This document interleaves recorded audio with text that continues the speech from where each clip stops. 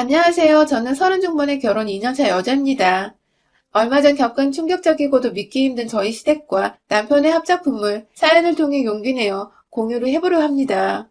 저는 3년 전쯤, 그러니까 결혼을 하기 딱 1년 전에 남편을 소개받아 만나게 되었습니다.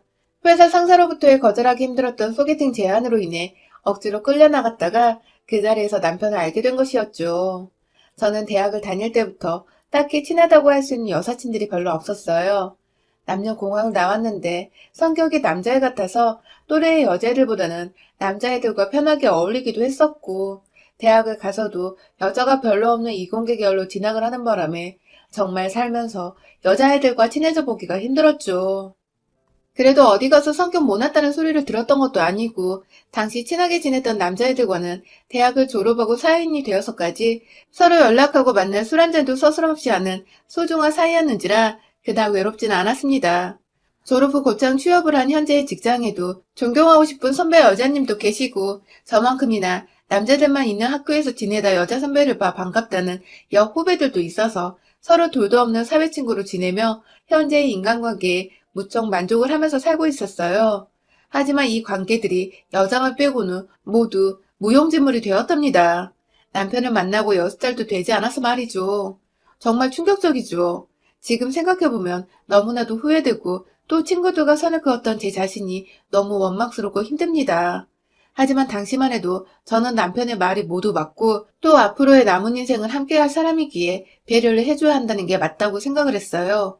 이쯤 되니 도대체 무슨 일이 있었길래 연애 반년 만에 인간관계가 다 파토나 버렸냐고 궁금해할 분들이 계실 텐데요. 그건 바로 연애를 하며 만나게 된 저의 시누이, 남편의 여동생 때문이었습니다. 처음 소개팅 자리에서 남편은 그닥 저의 이상형도 아니었고 제 마음을 쥐어삼킬 정도의 아우라가 있지도 않았었어요. 내심 제가 첫눈에 반할 그런 느낌의 남자가 나오길 바랬었는데 지극히 평범하고 또 오히려 약간 껄렁대기도 하며 그 자리 자체에 진지하지도 못한 것 같은 남편의 모습에 실망도 했죠. 하지만 조금씩 대화를 하다 보니 좋은 점도 몇 개 있었어요. 이 사람이 굉장히 유머러스하단 것이었죠. 자꾸만 웃긴 말을 하니 저도 모르게 표정 관리를 못한 채 실성할 지경까지 이르렀고, 그렇게 첫 만남의 마무리까지 잘 웃다가 결국 다음날 또다시 애프터 신청을 받아 얼떨결에 데이트를 하게 되었고, 웃긴 것 말고도 생각보다 적극적이고 스스로의 자신감이 넘쳤던 남편은 사귀기도 전에 제 손을 덜컥 잡아버린 바람에 전 또 박력이 있다며 그 모습에 넘어가 버리고 말았네요. 네, 연애를 한 5년간 못했던 제 불찰이기도 했고, 남자를 제대로 알지 못하는 저의 무지에서 비롯된 사랑이 시작되어 버린 것이었습니다. 그렇게 매일같이 서로가 직장에서 퇴근을 하고는 짧은 데이트를 했어요. 가볍게 영화를 보기도 했고, 와인바에서 술을 마시기도 했고, 또 한강으로 맥주 한 잔을 하러 가기도 하고, 나름 소소하게 데이트를 즐겼었는데, 연애 3개월 차가 되며 점점 남편의 잔소리가 시작되었어요. 제가 남사친이 많다고 했잖아요. 모두 다 이성의 관계로 얽힌 애들이 아니라 고등학교 때부터 대학까지 고생이란 고생을 다 함께한 녀석들이라 제게는 그저 어린 시절의 추억을 함께 공유해주는 소중한 사람들인 건데, 남편은 몇 번 제 핸드폰을 말도 없이 가져가 뒤져보고는 무슨 남자애들이 이렇게 받아? 하면서 제 연락처를 보고 섭섭하다는 겁니다. 저도 처음에 너무 당황스러웠어요. 연애를 하면서 데이트 중에 남자애들과 연락을 따라한 것도 아니고 남편이 질투할 만한 불미스러운 행동 자체를 한 적이 없었는데 자기 혼자 제 핸드폰을 뒤져보고 섭섭하다고 하니 마치 잘못한 것도 없는데 제발저리는 도둑놈 같았죠. 처음엔 그냥 당신이 내겐 먼저야 하는 달콤한 말로 제 당황스러움까지 억누르며 어찌저찌 넘겼는데 볼 때마다 남편은 저의 남사친들을 거론했고 급기야 연애 4개월 차에 자신의 시누이를 소개시켜 주더니 이번엔 시누이를 통해서 제게 남사친에 대한 홍계가 이루어지도록 했죠. 처음엔 그냥 시누이가 이 근처라고 인사시켜줘도 되겠냐고 묻길래 별 생각 없이 알겠다고 불러다가 함께 저녁을 먹은 것으로 친분을 쌓았는데 저랑 딱 동갑이었던 시누이는 제법 저와 친하게 지내고 싶었던 것인지 먼저 연락도 자주 하고 카페나 맛집을 가자며 제안도 많이 해줬어요. 여사친이 적었던 저로서는 그게 참 고맙고 또 즐거운 일이었죠. 그렇게 한두 번 남편 없이 따로 만나기도 하고 남편과 셋이서 만나기도 하고 모든 게 참 좋았는데 꼭 그렇게 좋다가 둘 중 하나가 제게 찬물을 끼얹었어요. 하루는 두 사람이 일정 시간 간격을 두고 저한테 데이트를 하자며 연락이 왔어요. 마치 서로 저를 만나자고 짠 것처럼 말해줘. 당시엔 제가 그냥 두 사람에게 다 같이 만나자고 말을 하고는 셋이서 모였는데 두 사람은 의도적으로 핸드폰 케이스가 이쁘네? 혹은 갤럭시 몇이야? 얼마야? 하면서 제 핸드폰에 관심을 두었고 급기야 신우이마저 제 핸드폰을 허락도 없이 구경하겠다고 가져가서는 카톡까지 들춰보고 만 것입니다. 업무상 카톡으로 동료들과 회사에서 메시지 주고받은 거 외에는 남사친들도 다 마지막으로 주고받은 카톡들이 다 몇 달은 더 되었는데 그걸 보더니 시도이는 역시나 남편처럼 우와 남사친 진짜로 많네 하면서 놀랐다는 듯 저를 쳐다보더라고요. 그게 뭘 의도한 표정이었는지도 모르겠지만 남편한테서 제가 남사친이 많다는 것을 미리 들어서 진짜구나 하는 반응이었거나 네 주제 주변에 남자가 꽤나 많아서 놀랬다 하는 반응이었거나 둘 중 하나인 것은 분명했습니다. 제 기분이 썩 좋지 못했던 기억을 보니 말이죠. 아무튼 저는 누가 제 카톡을 들춰본 것만으로도 기분이 나빠 바로 신우이한테 제지를 했어요. 아무리 친하더라도 남의 카톡을 그렇게 열어보는 건 예의에 어긋나니 다음부터 자제해달라고 말이죠. 신우이도 아차 싶었는지 남편과 저를 번갈아 쳐다보면서 미안하다고는 했는데 그 입술꼬리가 희미하게 꽉 다물어지는 게 억지로 사과를 하는 거란 걸 단번에 알아챘습니다. 그 일이 있고 나선 신우이나 남편이나 먼저 제 핸드폰을 마음대로 보지 않았어요. 그쪽으론 꽤나 조심하는 눈치이기도 했고요. 하지만 신우이가 대놓고 저와 사이가 껄끄러졌단 티를 내는 바람에 연애 초부터 남자친구의 동생과 사이가 멀어지기는 싫어서서 제가 하는 수 없이 그날은 내가 심했다며 잘못한 것도 없는데 먼저 사과를 한번 했고요. 그걸로 신우이도 앙금이 완전히 풀린 건지 다시 예전처럼 친하게 지내긴 했지만 제 친구 관계에 대한 덕담과 악담 등 모든 손괴질은 더 심해졌습니다. 틈만 나면 문자가 와서 둘 관계 생각해서 하는 말인데 우리 오빠가 좀 섭섭해해 라고 한다거나 남자가 주변에 많으면 연애뿐만 아니라 결혼 후에도 남편과 언젠가 문제는 생기게 될 거야 라던가 심지어 남자들은 자기 여자 생기면 친구고 뭐고 언젠가 다 버려 라며 제 친구들과 이간질을 해버렸죠. 이런 말을 당연히 무시하고 모른 척 넘겼어야 했는데 오랜만에 연애에 그 당시 결혼도 하고 싶다며 약혼 얘기를 꺼내던 남편과의 사이에서 저희 친구 관계로 모든 게 흐지부지 되는 거 원치 않아서서 저도 그만 솔깃해버리고 말았습니다. 그러는 와중에 연애 5개월 차에 제가 고등학교 때 같은 동아리 활동을 하며 친하게 지내던 남자애 한 명이 결혼을 한다고 하여 남편과 함께 결혼식장에 참석을 한 적이 있었는데요. 글쎄 남편은 신우를 말도 없이 그리고 뜬금없이 신우이를 데려왔더라고요. 그 자리에 그리고는 다 같이 시까지 잘 보고 밥을 먹다가 제가 만나는 고등학교 친구들과 너무 반가워 막 인사를 하고 다녔는데 남편이 그 자리에서 질투인지 뭔지 폭발을 해서는 이럴 거면 나를 왜 데리고 왔냐며 사람들 앞에서 화를 냈고 옆에서 또 신우이는 자기 오빠한테 그러지 말라고 결혼할 사람 앞에 두고 남자들이랑 희희낙낙하면 좋냐고 덩달아 불같이 화를 내고 급기야 제가 친구들이고 뭐고 창피해서 남편과 신우이를 데리고 식장을 나가야 하는 상황까지 갔죠. 그날 후 저는 남의 결혼식장에서 무슨 민폐였냐며 친구들에게도 욕을 먹고 실제로 그날 신랑이었던 친구의 와이프로부터는 자기 남편과 썸 타던 사이라서 제 남편이 남의 식장에 자기 여동생까지 데려와서는 난리를 피운 게 아니냐는 오해까지 샀답니다.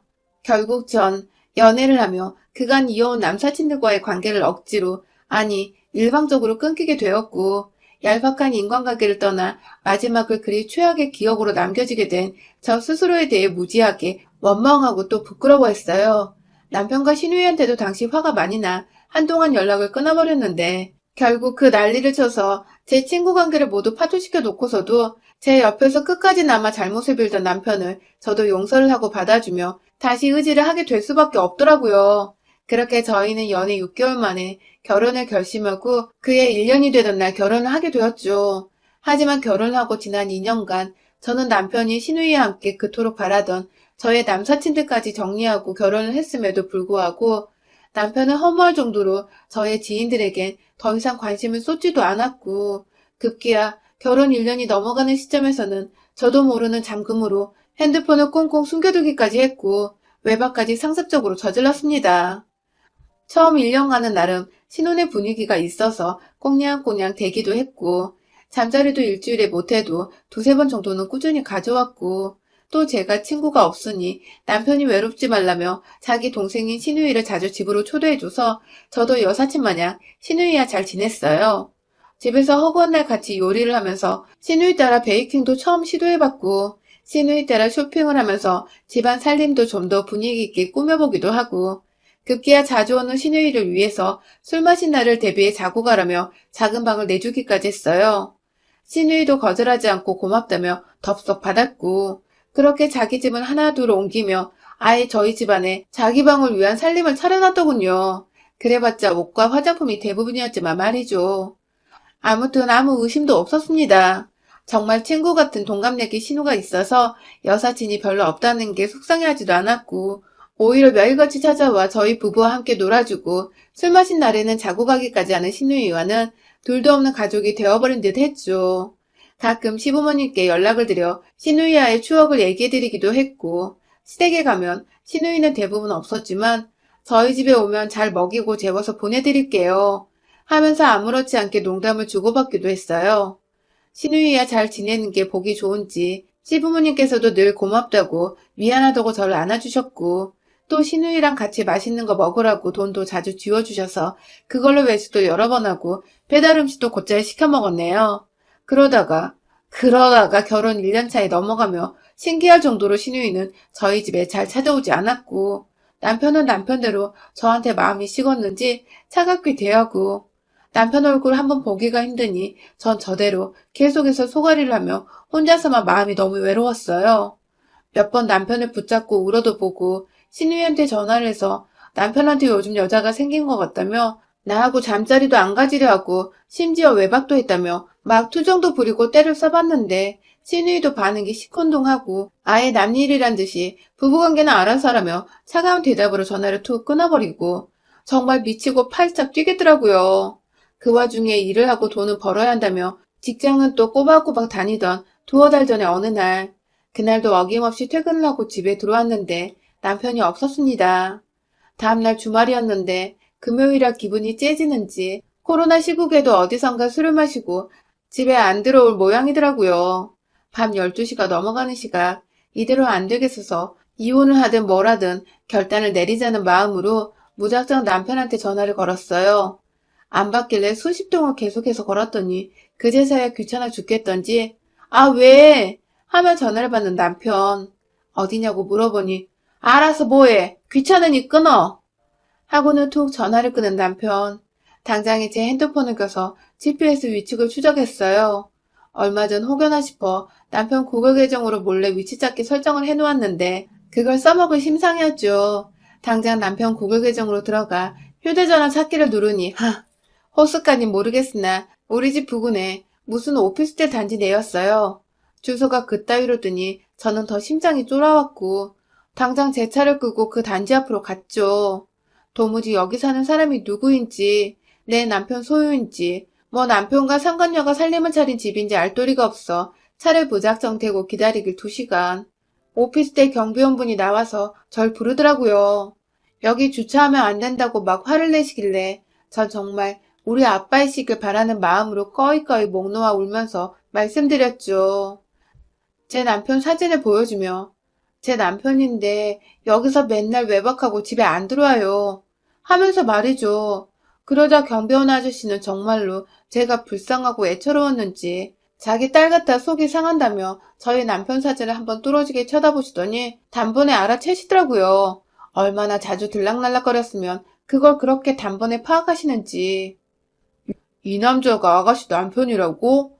여기 이 사람 44호 남편 같은데?" 하며 고개를 갸우뚱하시는 겁니다. 그 말이 끝나기 무섭게 정말 아저씨께 안 되는 줄 알지만 사정을 해서 오피스텔 안으로 들어간 뒤 무작정 44호 앞으로 찾아갔어요. 새벽을 향해 달려가고 있던 시간이라 복도엔 천장 등만 켜진 채 저 혼자만 우뚝 서 있었죠. 뭐가 되었든 놀래지 말고 증거만 남기자고, 그 증거로 이혼도 하고 떳떳이 다시 제2 인생 시작하자며 막 스스로를 다잡고 문을 쾅쾅 두드렸어요. 내 얼굴 안 보이도록, 그래서 안에서 숨고 도망가는 그딴 짓거리는 일어나지 않도록. 옆집 사람들까지 깨서 수근거리도록 문을 쾅쾅 두드리기를 한 15분쯤 지났나? 바로 옆집에선 경찰 신고할 테니 그만하란 소리까지 지르고 여기저기 무슨 일인가 44호 앞으로 남자 몇 분이 모여든 그때 44호 문이 열렸습니다. 그리고 전 제 집안에 있어야 할 저희 남편을 마주하게 되었고 그 뒤로 뭐 그리 겁이 났는지 골프채 하나를 들고 대기하고 있는 한겨울에 얼마나 집을 따시게 해놨는지 가슴 라인이 보이는 나시 한 장과 하편지 하나만을 입은 채 서 있던 여자를 보고 말았어요. 형광등도 아닌 촛불 조명을 켜놨는지 집안에서 따스한 붉은 조명들이 흩날리며 막 비춰지는데 순간 남편의 대가리를 낚아채 집 밖으로 끌어내놓 본 그 여자의 얼굴, 그건 다름 아닌 저희 시누이였습니다. 네, 이제 보니 이건 근친상간의 문제가 아니에요. 시누이, 아니 인연이 그간 까마득히 저한테 자신을 시누이라 속이고는 거짓말을 한 채 가까이에서 제 남편과 그렇고 그런 더러운 상간짓을 벌여온 것이었습니다. 제가 순간 밖에 나간 남편을 버리고 문을 닫아버렸어요. 비밀번호 열고 들어오려고 하길래 비번까지 아는 사이냐며 소리를 지르며 문고리까지 걸어 잠궜고요. 골프채를 낚아채 손에서 들어올리니 시누이가 무릎 꿇고 막 벌벌 떨더라고요. 집안에 혼자 갇혀서는 지가 곧 처맞을 줄 알고요. 도대체 무슨 사이냐고 하니 아무 사이 아니라고 눈에 빤히 보이는 거짓말만 해대길래 곧장 발로 가슴팍을 팍 차버리고는 신고 간 슬리퍼로 머리를 한 대 때리니 그제서야 한다는 말이 처음부터 이러려는 게 아니라 자기 여친이 남자가 많다고 도와달라길래 내가 전 여친이기도 해서 도와주려고 한 것뿐인데 라고 말입니다.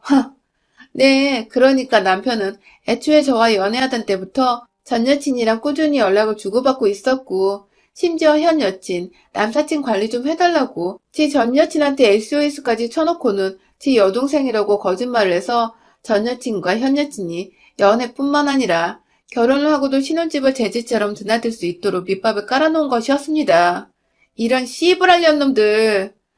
결국 이렇게 둘이서 잘 거면 둘이서 살림 차리지. 나랑 결혼을 왜 해가지고 내 인생까지 망가뜨리냐고요. 발짓과 돈 연놈들이나 아들 눈치 살살 보며 시누이가 있는 척 결혼식장까지 끌고 오고 그간 내내 거짓말에 동조한 시부모들이나 다 한패였습니다. 아주 질 나쁘고 더러운 연놈들이 가족으로 붙어먹은 겁니다. 순간 증거사진이고 뭐고 시누이 아니 이 망할 상간녀를 밖에서 아주 조금 열린 문틈으로 남편 포함 주변 사람들이 막 다 듣는 앞에서 상간녀를 집안 곳곳으로 끌고 다니며 개패듯이 팼고 그 와중에 집안에서 정말로 촛불 켜고 분위기 잡고 와인을 들이켰는지 테이블에 놓여있던 잔들과 케이크 조각까지 조그맣게 나있는 방 하나에 서로의 옷가지를 벗어 섞어놓은 것까지 한 손에 상간녀 머리채를 한 손에 뒤늦게 핸드폰을 꺼내 몇 장 사진과 동영상을 찍어놓곤 그녀는 그대로 집 밖으로 데리고 나왔어요.